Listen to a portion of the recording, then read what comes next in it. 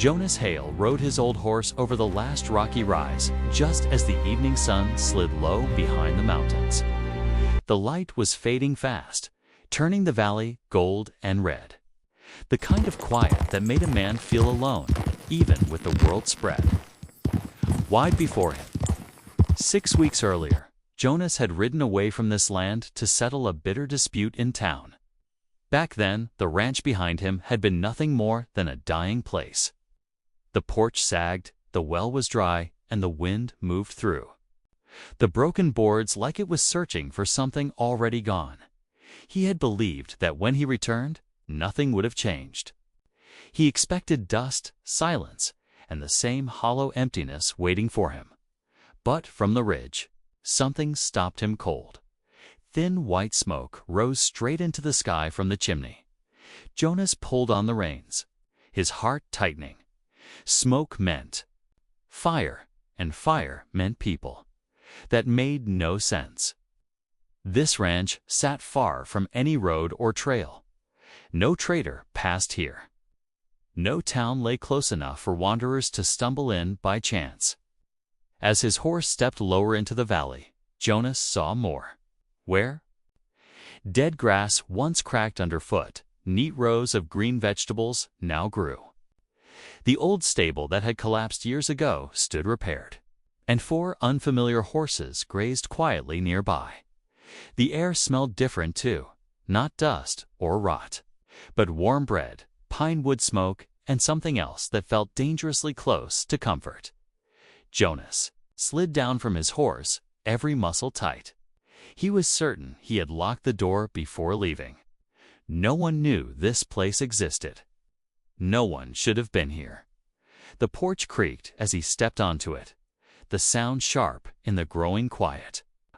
Wind swept through the valley, cold and hollow, like a warning whispered too late. Jonas reached for the door. Then he saw them. 4 women hung from the porch rafters. Ropes were tight around their necks. Their bodies stretched, feet dangling just above the boards. Their dresses moved weakly in the breeze.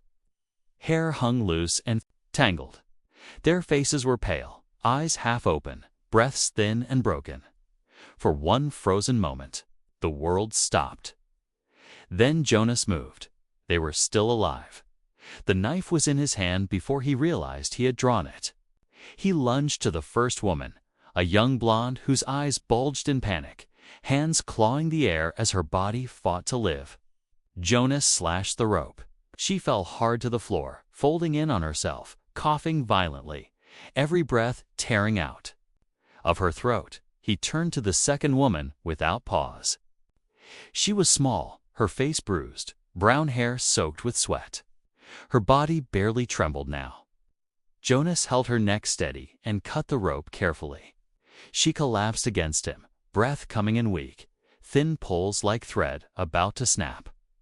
The third woman was older. Gray streaks ran through her hair.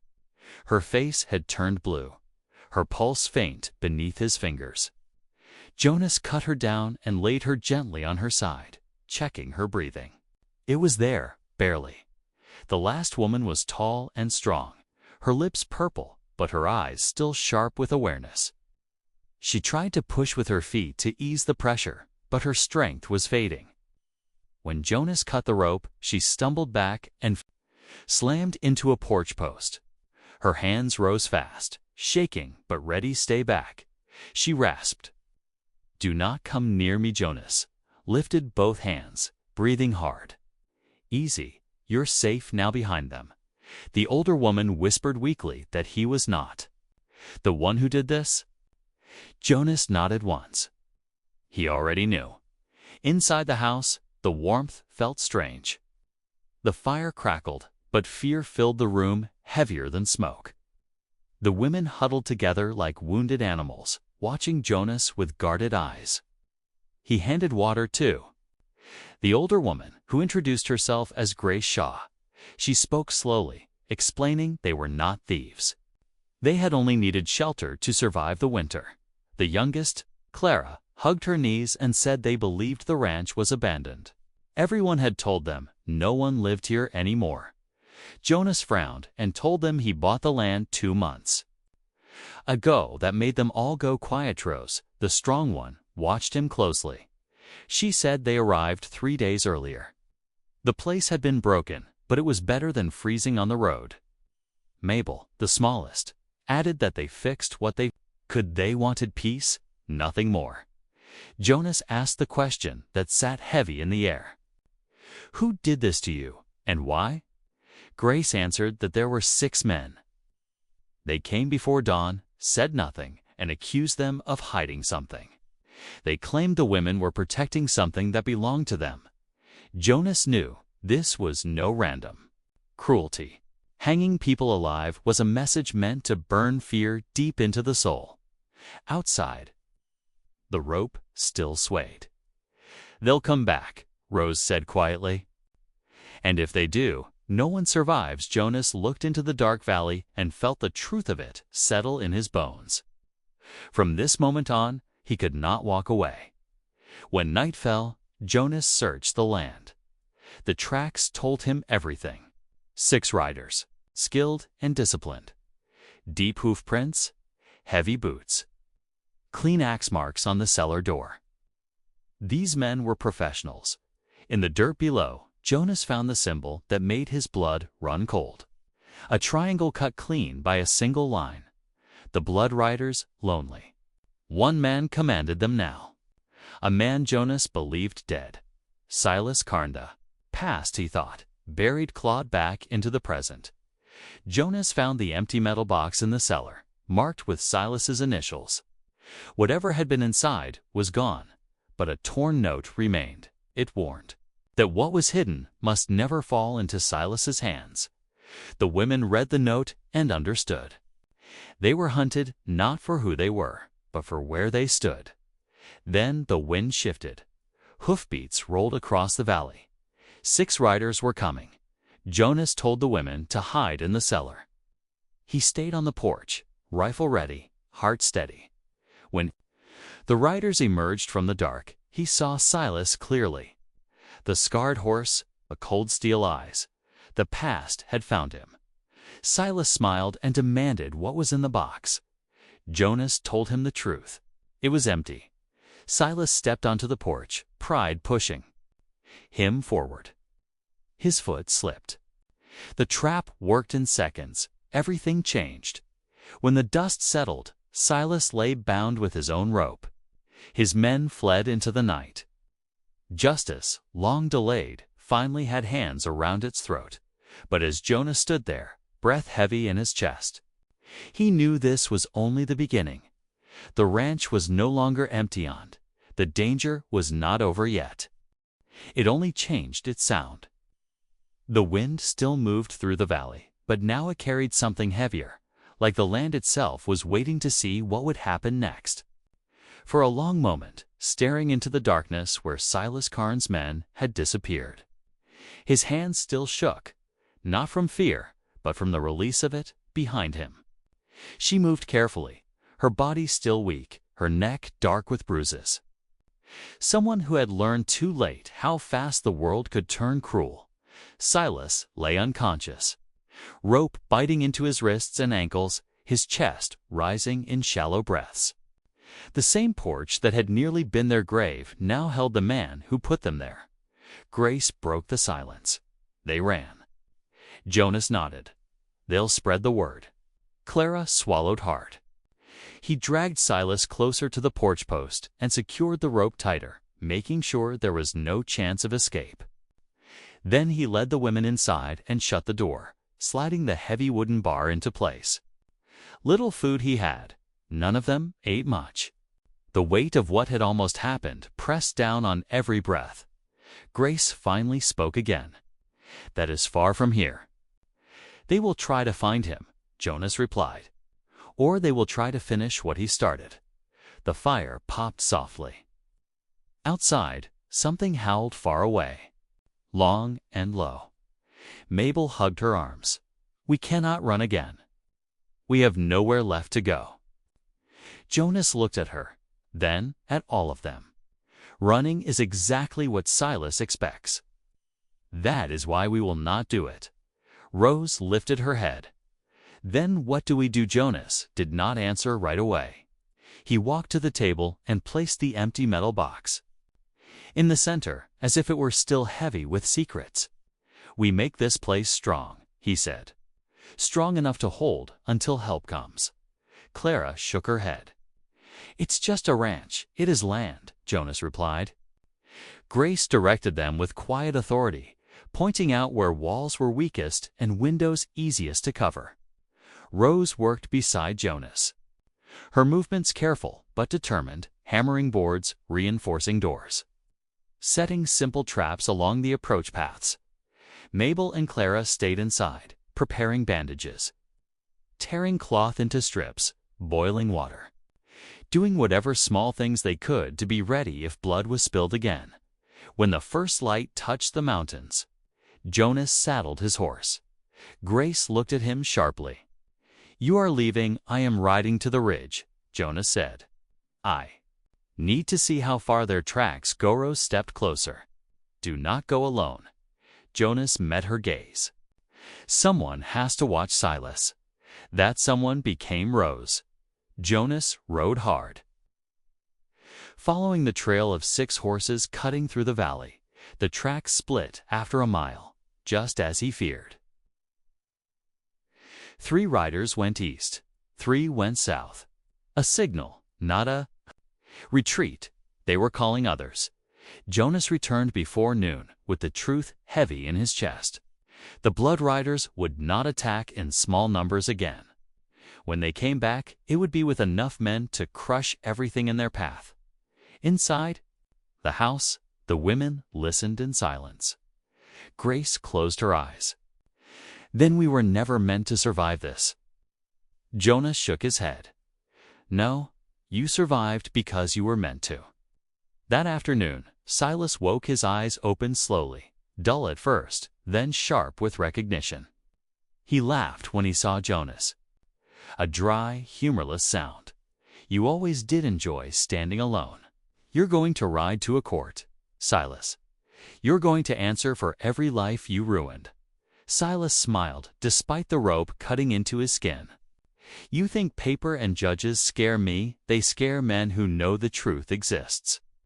They will die because of you." Jonas stood. "They almost died because of you." That night, the wind rose again. From the ridge, Rose spotted movement. Torches, far away, scattered like fireflies across the dark. Too many to count. She came down fast, breath tight. "They're coming." The house went silent. Jonas loaded his rifle, checked every corner, and looked at the 4 women. They were afraid, but none of them turned away. Grace spoke first.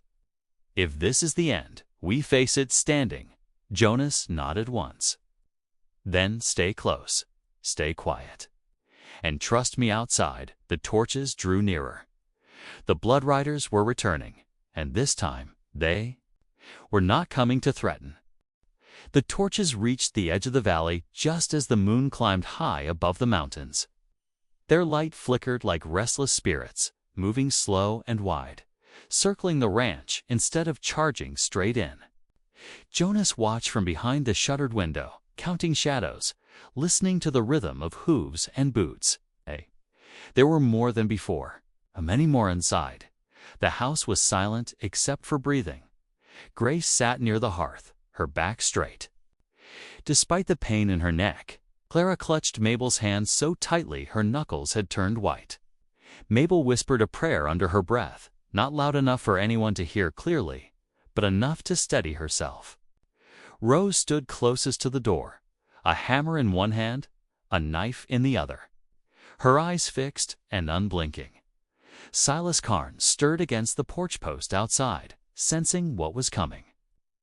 He smiled through split lips, blood dried on his chin. "Should have killed me when you had the chance." Jonas did not look at him. "No," he said calmly. "You should live long enough to see everything you built fall apart." A voice carried through the night, smooth and cruel. "Jonas Hail, come out. Let's finish this properly." Jonas stepped onto the porch, lantern in one hand, rifle in.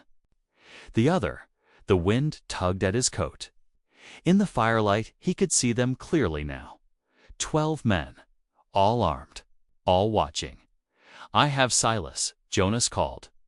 "You leave now, and he lives to see a judge." Laughter rolled through the group. One rider moved forward. "Silas doesn't need judging. He needs loyalty, and we don't leave without him."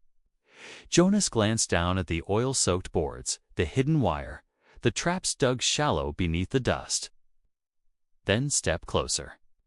They did. The first man hit the wire and went down hard. The second slipped on the porch boards. Jonas fired once, not to kill, but to warn. The sound cracked through the valley like thunder. Horses screamed and reared. Men shouted "Dot" from the house. Rose flung open the side door and hurled a lantern into the dry grass.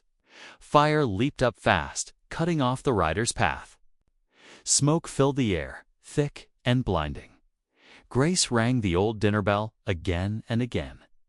The sound sharp and wild, echoing off the hills.